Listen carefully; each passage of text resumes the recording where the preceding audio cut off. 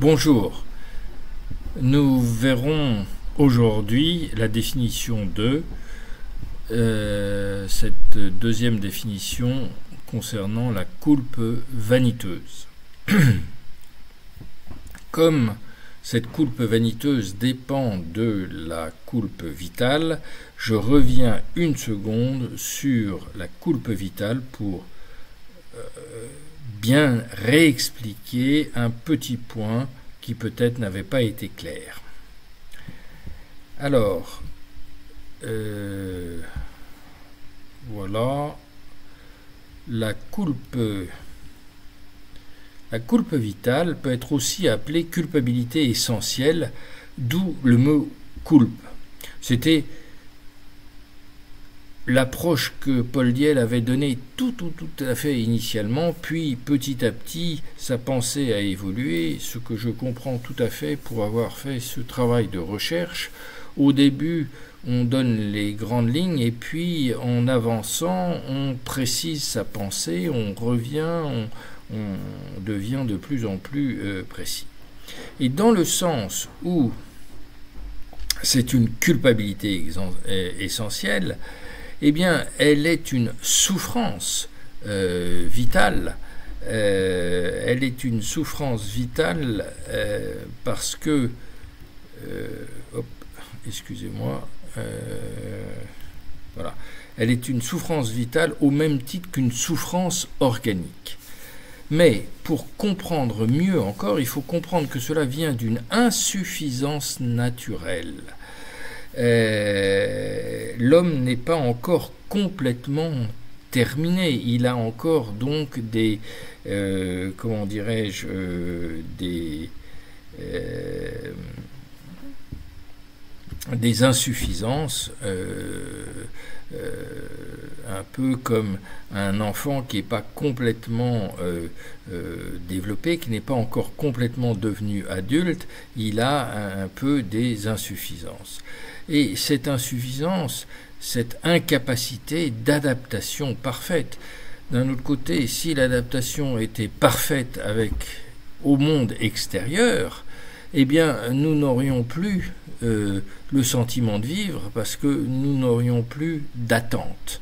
Et ce qui nous fait vivre, ce qui nous fait sentir le fait que nous vivons, c'est cette attente essentielle.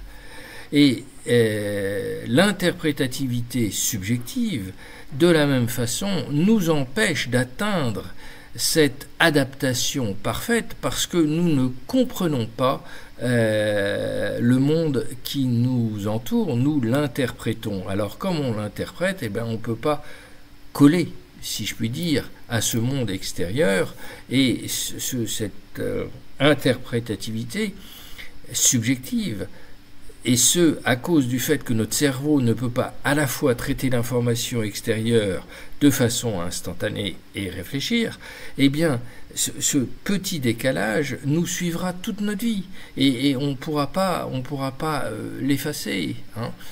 Et donc, il nous faut accepter, justement, cette insuffisance. Et quand on aura, grâce à l'introspection, avec un entraînement quotidien de l'introspection objective, on sera arrivé à obtenir une meilleure adaptabilité, parce que c'est le but. À ce moment-là, cette coulpe vitale, cette culpabilité essentielle va diminuer, et on aura un autre problème à résoudre. C'est on ne sera jamais parfait, hein, on ne pourra pas l'être. Alors, la définition de la coulpe vaniteuse, elle est le refus d'accepter notre limitation. Et d'accepter notre limitation, c'est d'accepter la coulpe vitale. Sinon, on changerait. Si on acceptait la coulpe vitale, eh bien, on serait déjà dans la réalité. Or, on n'a pas très envie d'accepter le fait de ne pas être parfait, si vous voulez. Et on n'a pas envie non plus d'accepter que notre cerveau prenne du temps pour traiter l'information. Ça, c'est une donnée somatique que les neurosciences nous expliquent. Alors, et ça c'est très récent, donc prenons ça. Cette coulpe vaniteuse se décompose en 8 catégories, ça on le verra un petit peu plus lointaine. C'est la coulpe vaniteuse, vous pouvez l'appeler vanité avec un grand V, comme disait Diel, parce que je ne vais pas pouvoir dire que la vanité se décompose en vanité. Ce serait scientifiquement parlant, c'est pas possible. Je ne vais pas utiliser le même mot avec deux sens différents. Donc, Diel disait la vanité avec un grand V, puis la petite vanité, sa catégorie parmi accusation, sentimentalité, culpabilité refoulée, et voilà. Bon. Angoisse d'opinion, prise en pitié, les 8 catégories. Donc, appelez-le la coulpe vaniteuse, remplacez-le dans un premier temps par le mot vanité. La coulpe vitale, remplacez-le par le mot culpabilité essentielle. Bon, ça sera des petites imprécisions, mais c'est mieux que de ne pas comprendre, je dirais. Hein. Donc la coulpe vitale se transforme par le refoulement en coulpe vaniteuse. Ça, c'est la définition de Diel, page 83 de la psychologie de la méditation. Elle consiste en le fait que le refoulement est une particularité de la nature humaine.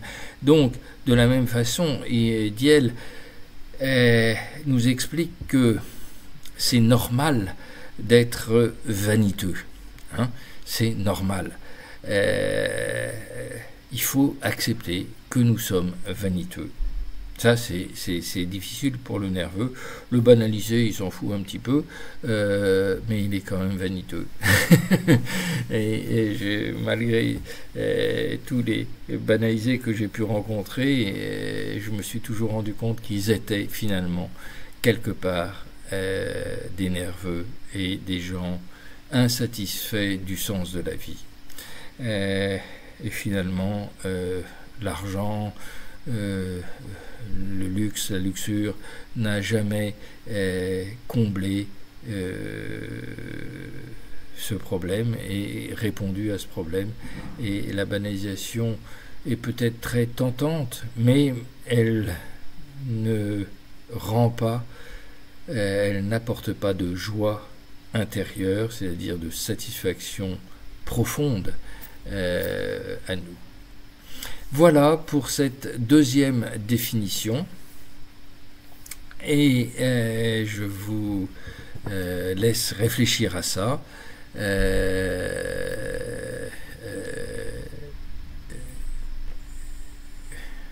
Nous retrouverons pour les autres définitions un petit peu plus tard. Merci de votre attention.